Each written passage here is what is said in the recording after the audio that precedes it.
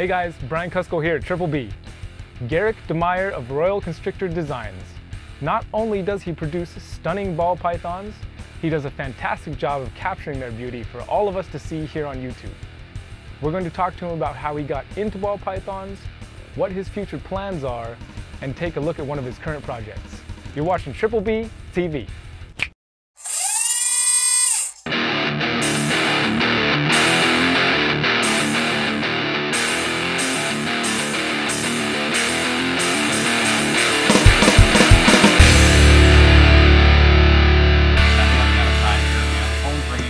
So I'm gonna have to go answer that. So as I was breaking my camera down behind Garrick's table, I overheard a lady say that he was the most honest person she knows. I haven't gotten any animals from Garrick yet, but I have a couple friends who have. They have had nothing but good things to say about him. I thought that was something that I should share with you guys because, to me, the quality of the animals produced is just as important as the quality of the person who produces them. And when you get both in the same package like that, you just can't lose. How did you get into snakes? I actually started off with lizards. I've always had reptiles as pets growing up, salamanders, frogs, toads, lizards, things like that. I actually started with a pair of giant day geckos that I bought from a pet store in Minneapolis, and I bred them in my dorm room in college and hatched the babies out, traded those for some other things. I eventually got into leopard geckos, bearded dragons, veiled chameleons. I had tons and tons of reptiles. I mean, I've bred so many different types of lizards. And then I finally started getting into snakes. I've had ball pythons since about 1993, but I've always just kind of dabbled in them a little bit. I mean, this is back when there weren't really morphs out there. I mean, there was, you could see pictures of albinos, a few people had albinos. Piebald wasn't even around back then. There wasn't much out there, not like anything like there is now. So I never really thought about breeding ball pythons until like the late 90s.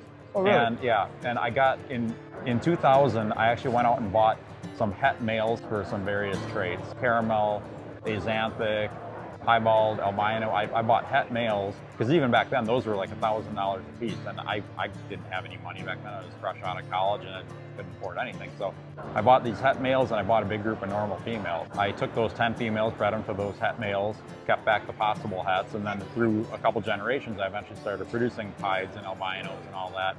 And then it kind of snowballed from there. I got bit by the ball python bug really hard in the early 2000s. You're quite successful at this. Is there something in particular that you think that led to your success? Hard work, lots of hard work. And I reinvested as much as I possibly could. 2000 until probably 2008, 2009, I don't think I made any money on ball pythons, but I held back everything that I liked that I hatched and just added it to the collection. I just found an old inventory sheet of mine from 2001. I owned 37 ball pythons at that time. Right now in my facility, I have well over 2,000. Those aren't all breeders, but a lot of them are. But I have a lot of babies right now too. So it just shows, I just held back as much as I could, probably more than I should have actually. But I had just held back, and just instead of making the quick income on them, so by selling them right away, I kept them because I knew in the long run it would help me build this big collection. And now I've actually focused on ball pythons so much that I don't produce as much of a variety of things as I used to. I don't have bearded dragons anymore. I don't have chameleons anymore. I miss them a lot. You have some of the most gorgeous ball pythons out there that I've seen. Well, thank you. That's where my biggest interest is making all these different morphs. Yeah, I've devoted more and more time and space in my facility to them every year. And eventually I phased out a lot of the other snakes that I was working with.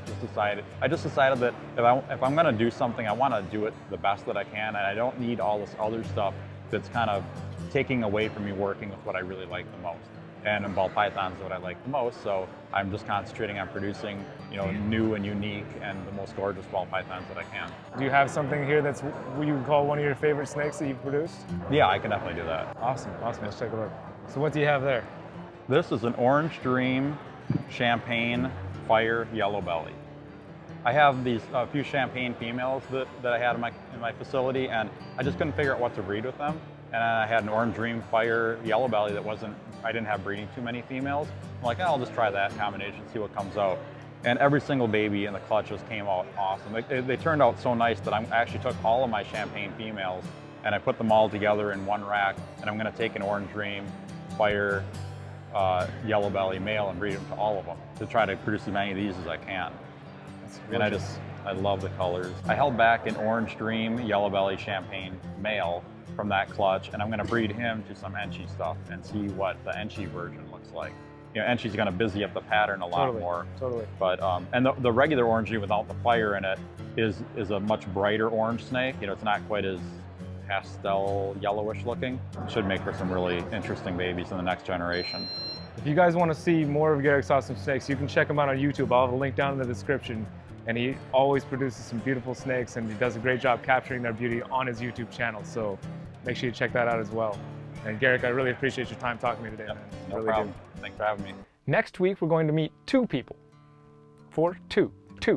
Garrett J. Hartle and Kimberly Elizabeth Paz. What makes them so special? Well, you're just gonna have to tune in next week and find out, aren't you? Until then, you've been watching Triple B TV. Y'all take care.